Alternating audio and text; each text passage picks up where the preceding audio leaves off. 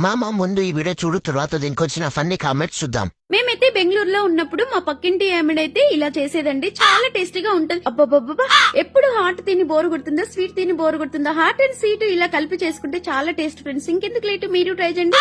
ఇక మొదలెడదామా? అక్క నువ్వు ఉండే ఏరియా చెప్పు, అటువైపు కూడా రాము. ముందు నువ్వు తిని బ్రతికుంటే ఆ తర్వాత మీ ఇంటి వాళ్ళకి పెట్టు. ఇవన్నీ చూడాల్సి వస్తుందని మేము అంతరించిపోయాను. ఇది మీ ఆయన కోసం చేశారా? ఇదో కొత్త ప్రయోగం కదా. ఇలాగే సార్, కొంచెం ఆడిగా బిహేవ్ చేస్తాం.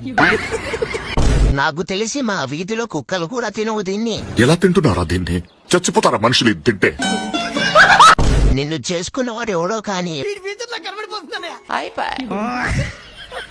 కొత్తగా చంపడానికి మళ్ళీ ఇలా ప్లాన్ చేశారా? ఎందుకమ్మా అంత కోపం? ఏం సాధిస్తావు దానివల్ల? బ్లీచింగ్ పౌడర్ కూడా ఎయ్యు, పీడ పోతాది.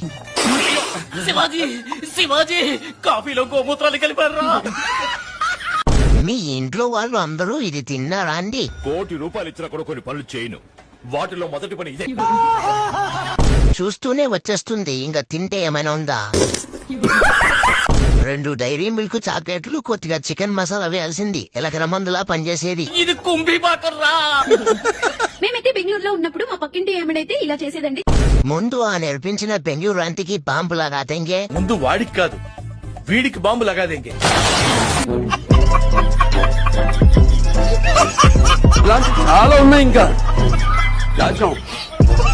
కుప్పలుగా